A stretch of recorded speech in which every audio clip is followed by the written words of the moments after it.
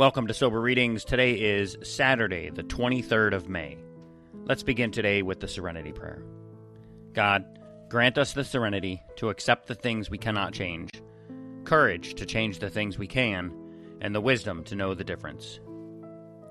Today's reading from Daily Reflections, Spiritual Health. When the spiritual malady is overcome, we straighten out mentally and physically.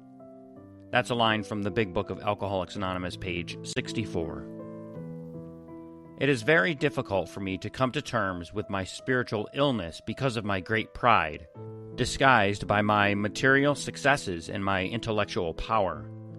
Intelligence is not incompatible with humility, provided I place humility first. To seek prestige and wealth is the ultimate goal for many in the modern world. To be fashionable and to seem better than I really am is a spiritual illness. To recognize and to admit my weaknesses is the beginning of good spiritual health.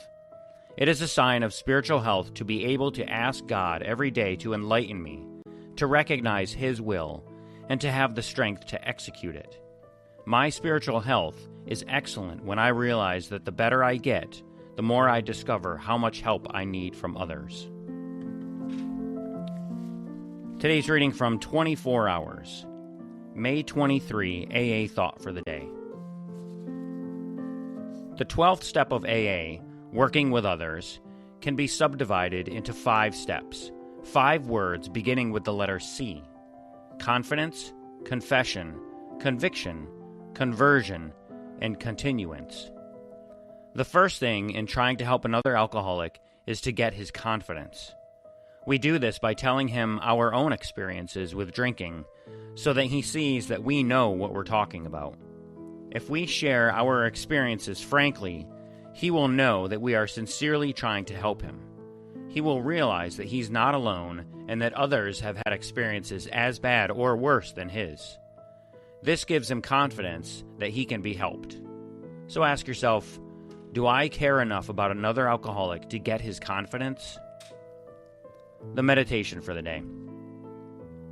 I fail not so much when tragedy happens as I did before the happening, by all the little things I might have done, but did not do.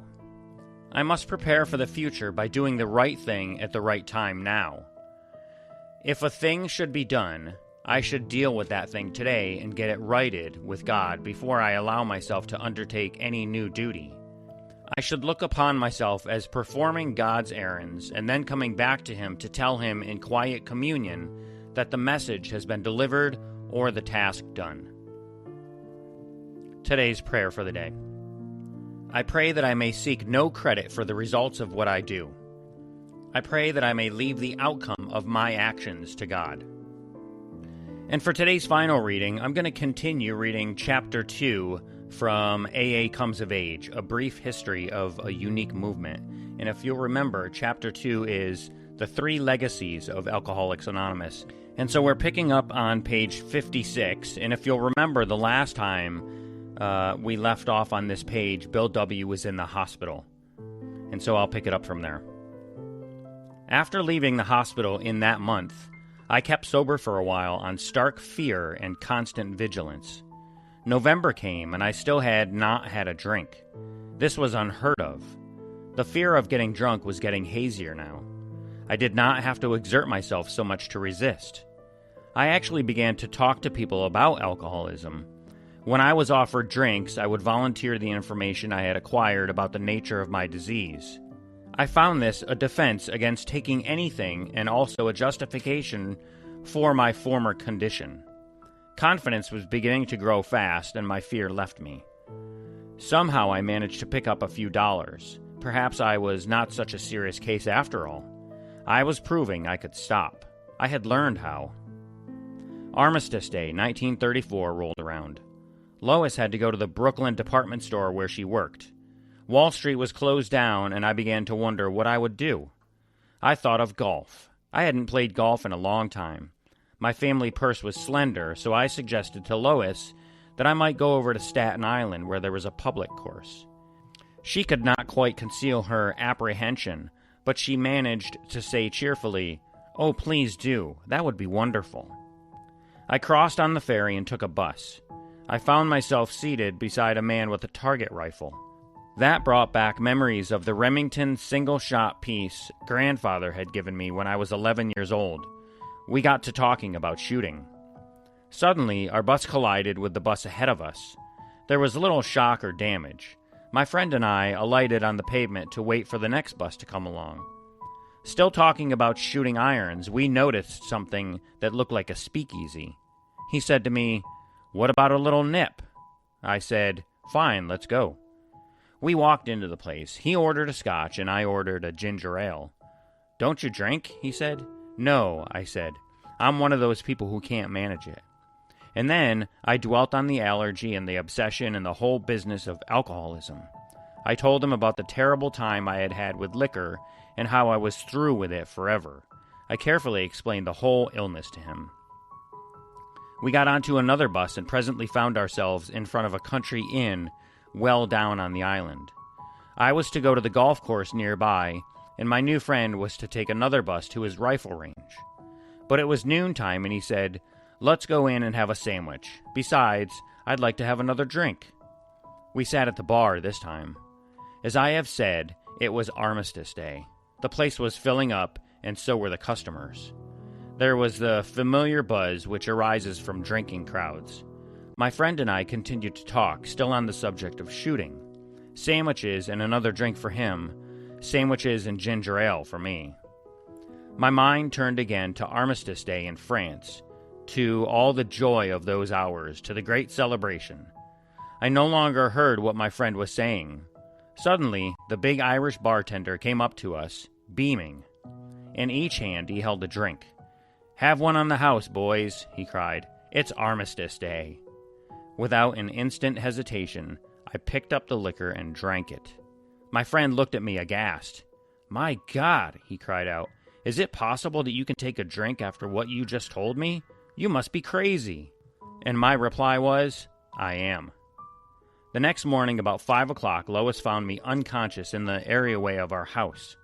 I had fallen against the iron grating and was bleeding from a bad scalp wound. My hand still clutched the strap of my golf bag. When I regained consciousness, nothing much was said. Indeed, there was nothing much to say. We both hit an all-time low. I went back to drinking 1, 2, 3 bottles of bathtub gin in a day. I could not stop, and I knew it. And I'll stop right there in this chapter. I love this relapse story from Bill. He clearly thought, as it says in the big book, that he could stay sober on self-knowledge alone. Obviously, this was before the whole AA program was around, so no one really knew how to stay sober, or anything about alcoholism for that matter. But the behaviors are all the same. Our ego telling us that we're better and we've kicked the problem. Putting your sobriety at risk by going into a bar just for a sandwich and a ginger ale. And then finally, caving into peer pressure and taking that drink. You know, like they say in Alcoholics Anonymous, if you hang around the barbershop long enough, you're going to end up with a haircut. And as we heard, Bill did. Only ended up drunk, unconscious at home with a disappointed loved one. So I cheated and read ahead a little bit in this story, and this is where it picks up in the big book, where Ebby comes over to the house sober after finding religion, as he puts it. And then we all know how it goes from there, so I won't give it away. But what I will say is that I will continue reading from this chapter, maybe not tomorrow, but in the next few days. And so that's it for today's episode of Sober Readings. I hope you enjoyed that last reading. If you'd like to be a guest reader on the show and read some of these stories with me, just send me an email at soberreadingswithscott@gmail.com, and we can make that happen. Also, if you'd like to drop $1 in the virtual donation basket for today's reading, just go to soberreadings.com and click the donate button. So again, thank you so much for listening. Stay sober, keep reading, and I'll see you in the next episode. Until then, take care of yourselves and each other, and remember, just for today, don't drink, go to a meeting, and keep coming back. Have a great day. And as my friend Larry says, best day ever.